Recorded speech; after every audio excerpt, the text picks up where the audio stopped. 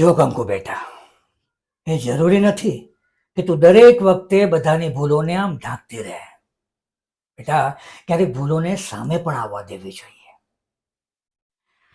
આમ તો હું જાણું છું બેટા કે તું આ ઘરમાં છે ને એક ઉપકાર તરીકે જુએ છે, પણ ના બેટા, હકીકત કંઈ અલગ જ છે. હકીકત એ છે કે તારા બાપે જીવ આપીને બેટા ફક્ત મારા પર નહીં, આ ઘરના 6 જણા પર ઉપકાર કર્યો છે. અને બેટા, મારી એક વાત હંમેશા ધ્યાનમાં રાખજે.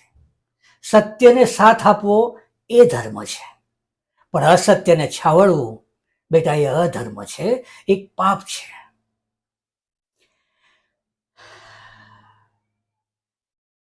ચાલુ લતા, જોયું આજે જે રીતે જ્યોતિ વહુએ આખી વાત ઉડાડી દીધી, અને છતાં પણ કંકુએ જરા પણ આ વાતનો વિરોધ ન કર્યો.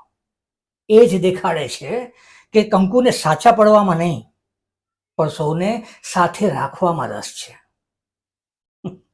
અને આજના સમયમાં આવો સ્વભાવ ખરેખર કોઈનામાં જોવા ના મળે.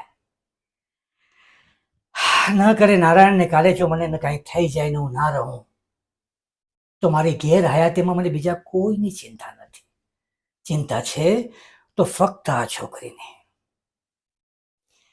અને હું ઈચ્છું છું કે એ સમયે તમે એની સાથે રહેજો.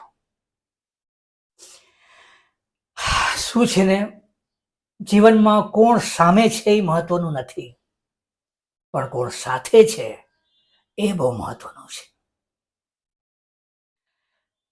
સંસ્કારી છે મારી દીકરી. ચાલ હું મંદિરે દર્શન કરીને આવું. જય શ્રી કૃષ્ણ.